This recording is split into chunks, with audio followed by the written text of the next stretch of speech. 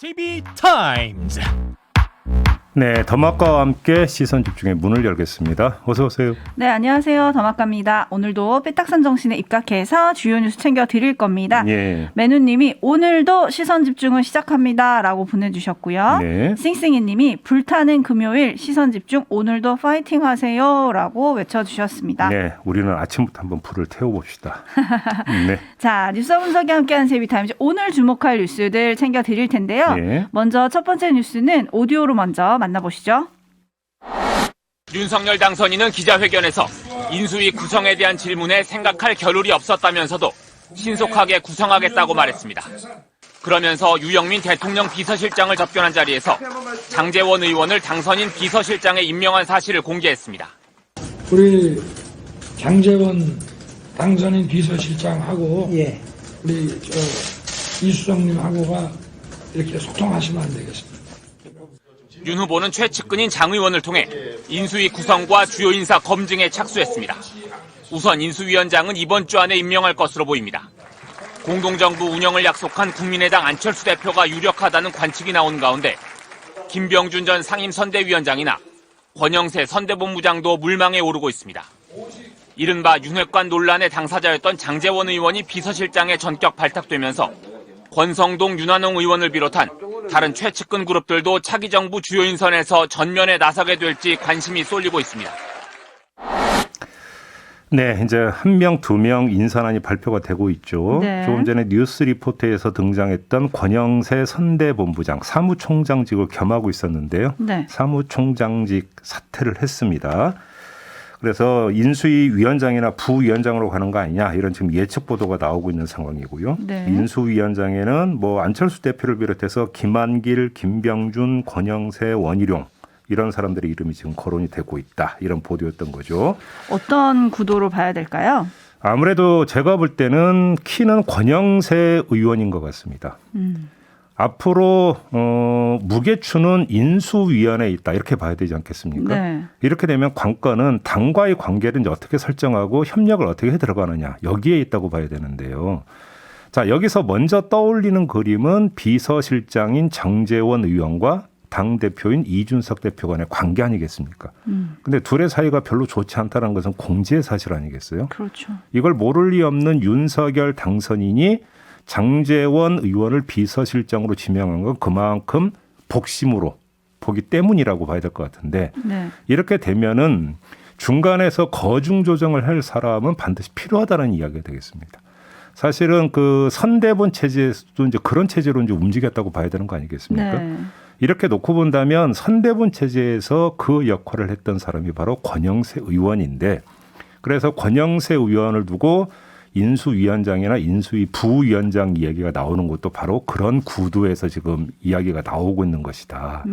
이렇게 좀 그러니까 보면 될 것 같고요. 인수위원장이냐 부위원장이냐로는 형식적 직함은 별로 그렇게 중요한 것 같지는 않고 실제로 중요한 역할들은 권영세 의원이 맡게 될 것 같다. 이렇게 봐야 될 것 같습니다. 그리고 만약에 권영세 의원이 부위원장을 맡는다면 위원장 같은 경우는 뭐라고 할까요? 이제 대외적으로 간판 역할을 하는 네. 총괄 같은 경우는 부위원장한테 맡기고 이런 식으로 갈 가능성이 있지 않을까. 이렇게도 한번 읽어볼 수 있을 것 같습니다. 네, 그런데 또 오늘 조간을 보면은 권영세 의원은 일단 좀 쉬고 싶다. 초기 목적은 윤석열 당선인을 만드는 거였기 때문에 목적은 달성했기 때문에 재충전을 좀 하고 도울 네. 방법을 찾아보겠다라고 하면서 인수위에 들어가는 것에 대해서 약간은 거리를 두는 말을 했다고는 하는데 뭐 이건 아무튼 지켜봐야 될 것 근데 같고요. 그거는 이렇게 읽어야 되는 거죠. 그러면 내 입으로 저 어디 가요라는 얘기 못 하잖아요. 그다음에 내 입으로 저 이거 하고 싶어요라는 얘기를 못 하는 거잖아요. 못 하겠죠. 어찌 본다면 이거는 너무나 당연한 이야기인 것 같고요. 네. 두 번째는 쉬고 싶다는 생각이 실제로 그게 맞을 수도 있죠. 왜 그러냐면 뭐 엄청나게 이제 그 강행군을 해왔던 거 아니겠습니까? 네. 선거 과정이라고 하는 게 그렇죠. 당연히 쉬고 싶은 마음은 인지상정일 거라고 저는 생각을 하는데 근데 윤석열 당선인이 역할이 필요하다고 하면 쉴 수 있겠습니까? 따라서 쉬겠죠? 권영세 의원의 생각보다는 윤석열 당선인의 생각이 더 중요할 것이다. 네. 이렇게 봐야 될 것 같습니다. 배영길님이 윤핵관을 다 앞세우면 미래가 어떨까요? 라는 의견 보내주셨고 네. 5445님은 예. 결국 이준석 대표에 대해서 윤핵관이 이겼네요 라고 보내주셨는데 요게 또 국민의힘이 풀어가야 될 숙제인 것 같아요. 일단 윤핵관이 촌철님들의 머릿속, 국민들의 머릿속에 너무 깊이 박혀있고 또 하나는 지금 많은 촌철님들이 장제원 의원 이름이 나오면 아들 얘기를 많이 올려주시거든요. 그러니까 요런 거를 어떻게 딱 분리시켜서 잘 해나가시는지 요것도 국민들이 지켜보고 있다. 이런 말씀 전하고요.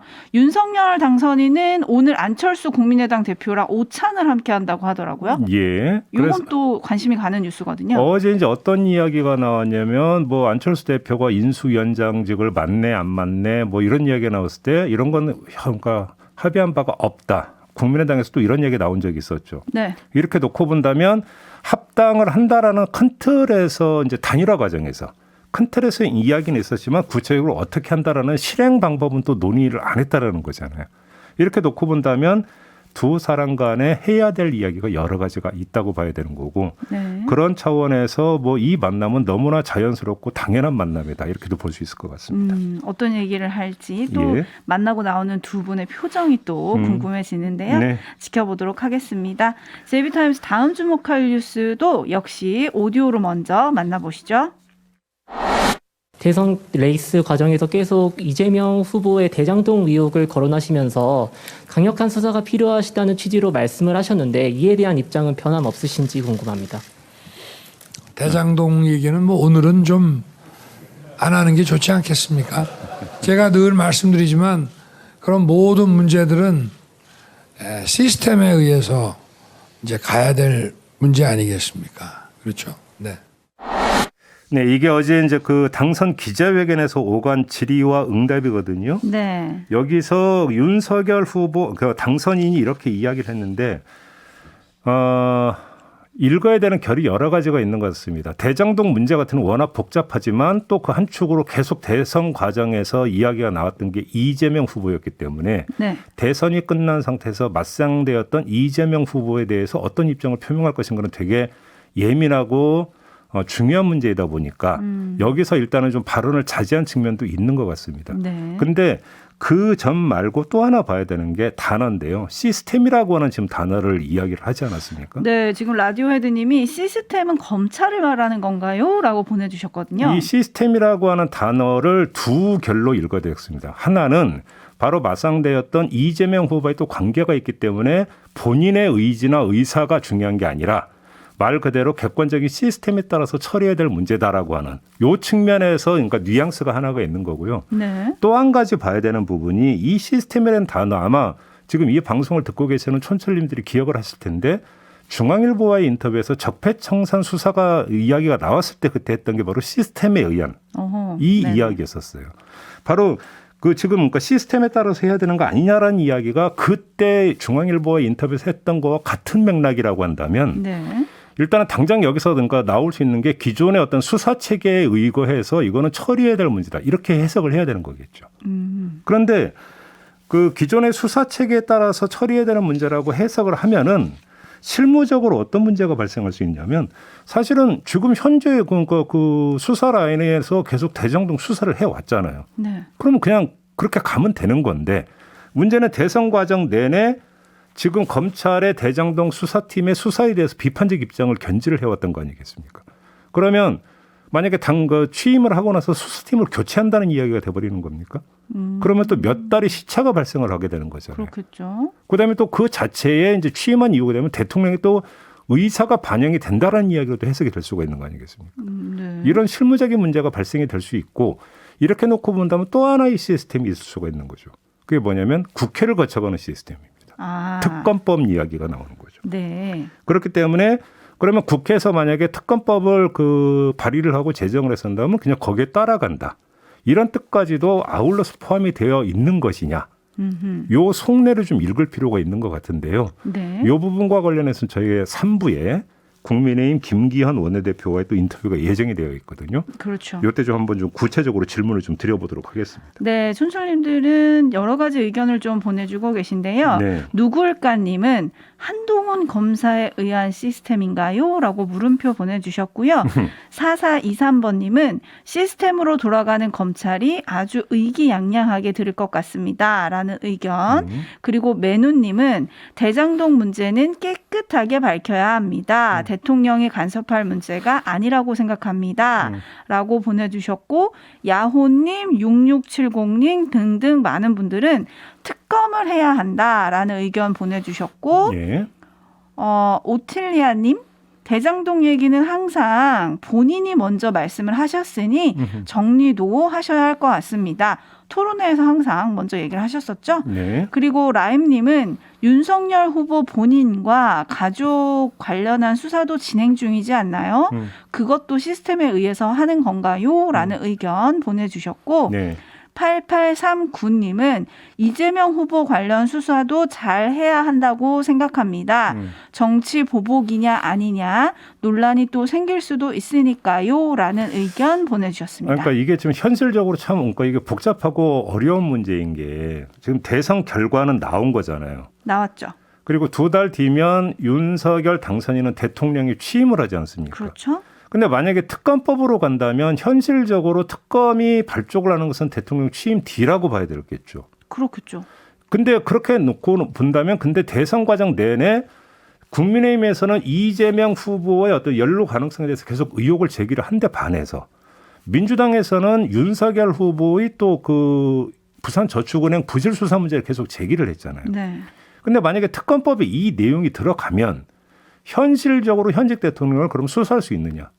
라고 하는 문제가 제기가 될 수 있잖아요.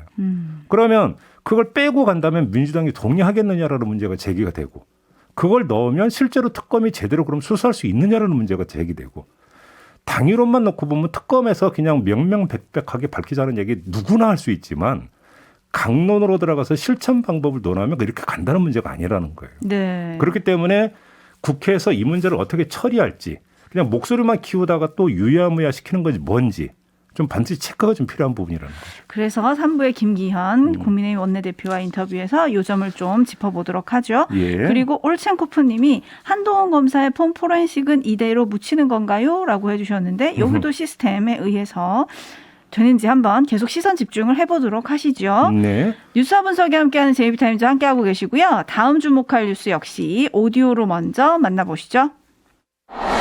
사랑하는 당원 동지 여러분, 저는 평소 책임 정치를 강조해 왔습니다. 그래서 민주당 당대표로서 대통령 선거의 패배의 책임을 지고 직을 사퇴하고자 합니다. 우리 최고위원들께서도 함께 사퇴 의사를 모아주셨습니다. 우리는 최선을 다했습니다. 농부가 밭을 탓하지 않듯이 국민을 믿고 다시 시작합시다. 우리는 그렇게 이겨왔고 이겨나갈 것입니다. 네. 송영길 민주당 대표의 목소리인데요. 네. 어제 지도부 총사퇴를 선언을 했습니다. 이렇게 되면 이제 윤호중 원내대표가 비대위원장을 이제 맡게 되거든요. 네. 그러면서 아마 이제 새롭게 비대위가 꾸려지고 비대위가 이제 당 지도부 역할을 하게 될 것 같습니다. 그리고 어제 나왔던 또 하나의 소식이 있었죠. 송영길 대표가 이재명 후보에게 상임 고문직을 맡아달라고 요청을 했고 이재명 후보가 이걸 받아들였다. 이런 소식도 있었는데요. 네, 민주당이 어떻게 지금 패배를 잇고 어디로 흘러갈지 좀 정리가 필요할 것 같은데요. 네. 지금 6월에 지방선거가 예정이 되어 있잖아요. 네. 지금 석 달도 채 남지 않은 상황이기 때문에 지금 새 지도부를 선출하는 절차를 개시하는 건 현실적으로 불가능하다고 봐야 될 겁니다. 네. 따라서 방법은 비대위 체제로 일단 지방선거를 치르는 거는 이거는 뭐 어쩔 수 없는 선택인 것 같아요. 문제는 비대위원장을 누가 맡아서 누가 끌어가느냐라는 이제 문제가 남는데 지금 그 일단 원내대표가 비대위원장직을 맡게 돼 있지만 일단 원내대표가 비대위원장을 맡은 다음에 이제 비대위원장의 권한으로서 새로운 비대위원장을 위촉할 수는 있거든요. 네. 이전에 이제 그런 그 경우도 여러 차례 있었기 때문에 따라서 윤호중 비대위원장 체제로 그냥 쭉 가느냐 아니면 찍고 그러니까 새로운 비대위원장을 위촉하느냐 이 문제가 남아 있는 것 같은데 지금 민주당에서 나오는 이야기 같으면 전자 같아요. 그러니까 윤호중 원내대표가 원내대표직을 사퇴하고 25일에 원내대표 선거를 치르는 방안이 논의가 되고 있다고 한다면 일단 뭐 외부에서 비대위원장을 새로 위촉하는 게 아니라 윤호중 원내대표가 비대위원장을 맡아서 지방선거까지 이끈다. 일단 좀 이렇게 봐야 될 것 같고요. 네. 이렇게 되어버리면 사실은 3월과 4월이 상당히 중요한 게 인수위가 꾸려지면 여러 가지 하면 이제 법안들이 또 제출이 될 거예요. 네. 새 정부 출범 준비를 하면서 이거를 지금 처리를 해야 되는 건데 조금 전에 얘기했던 또 현안도 있잖아요. 특검법이라든지 네. 정치개혁법이라든지 이런 문제를 3, 4월에 이제 다 처리가 돼야 되는데 이렇게 되면은 민주당에서 원내 사령탑이 이제 교체되는 이런 문제가 있기 때문에 이게 처리 속도나 그다음에 여야 간의 어떤 협상 테이블의 구성 멤버가 바뀌게 되면서 나오는 팀원 문제나 이런 것이 제기가 되겠죠. 이게 어떻게 될지 좀 봐야 되는 문제가 하나가 있는 것 같고요. 이재명 후보가 상임 고문직을 맡았다. 위촉을 했고 이걸 수용을 했다라고 하는 것은 일단은 그렇게 큰 의미를 부여할 필요는 없을 것 같습니다. 네. 왜 그러냐면 당 대표를 맡았던 사람이나 그 위치에 그러니까 준하는 어떤 역할을 했던 사람 같은 경우는 상임 고문직을 계속 위촉을 해왔었습니다. 그렇게 이해를 하면 될 것 같은데 네. 하나 체크를 해야 되는 것은 이재명 후보가 여기서 그냥 정치 인생을 끝낼 거냐. 그건 아니지 않느냐라는 지금 해석이 많이 나오고 있지 않습니까? 그렇죠. 만 57세라고.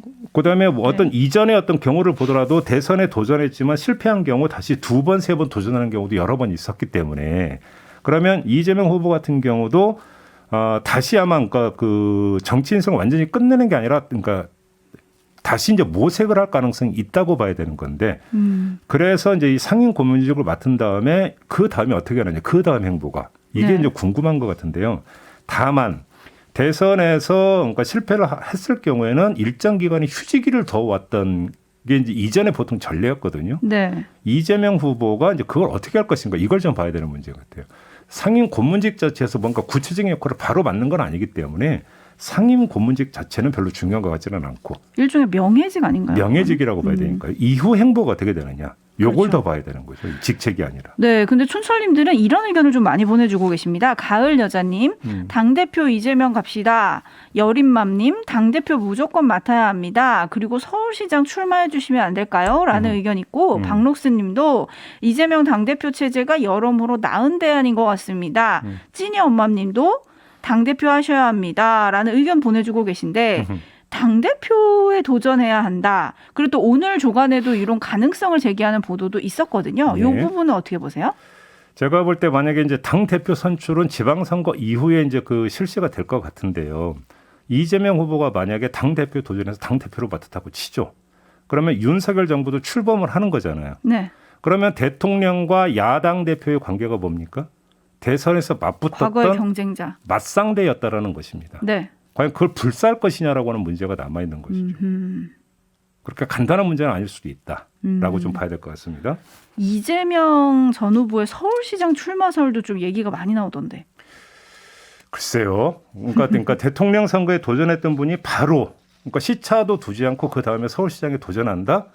저는 그렇게 현실성 있는 그러니까 시나리오 같지는 않습니다. 고세현님은 이낙연 전 대표는 미국 가신다던데 점점점 보내주셨는데 예, 그 이것도 어제 보도가 났죠? 예, 그 보도가 나왔더라고요. 네, 그 부분은 어떻게 보십니까? 그러니까 보통 그러니까 어떤 거냐면 그러니까 대선이 치러지고 이제 승자가 있고 패자가 있지 않습니까? 그러니까 패자의 경우는 일정하게 휴지기를 가져왔던 것이 일반적인 그 이전의 어떤 경우를 보면 일반적인 스텝이었다라는 거예요. 네. 그러면 왜 그러냐면 어차피 이제 정부 출범 직후에는 새로 출범한 정부가 거의 모든 것을 장악을 하면서 그러니까 드라이브를 걸기 때문에 일정하게 거기서 정치적 존재감과 위상을 올리는 데도 한계가 있다라는 어떤 현실적인 측면도 또 있거든요. 네. 본인도 이제 호흡을 골라야 된다라는 문제도 있기 때문에 그래 왔던 것이고 그런 점에서 그러니까 이재명 그냥 후보라고 부르겠습니다. 전 후보의 이후 행보도 궁금하다는 점도 그래서 이제 그 말씀을 드린 거고요. 이낙연 위원장 같은 경우도 다시 그러니까 차기를 노리고 있다고 한다면 일단은 휴지기를 가지면서 한번 다시 어떤 추스르는 과정. 그래서 미국행을 택한 것 이렇게 이해를 해야 될 것 같습니다. 네. 한편 이재명 전 후보가 직접 추적단 불꽃 활동으로 엠번방 사건을 처음 세상에 알린 박지원 위원장한테 네. 비대위 합류를 제안했다. 이런 보도도 어제 있었거든요. 예. 그래서 또 비대위가 어떤 면모를 가진 분들로 꾸려질 것이냐. 이것도 좀 관심인데요. 이 내용은 잠시 후 3부 장경태 의원과 한번 짚어보도록 하시죠. 예. 자, 이렇게 마무리하겠습니다. 더마카 수고하셨어요. 고맙습니다.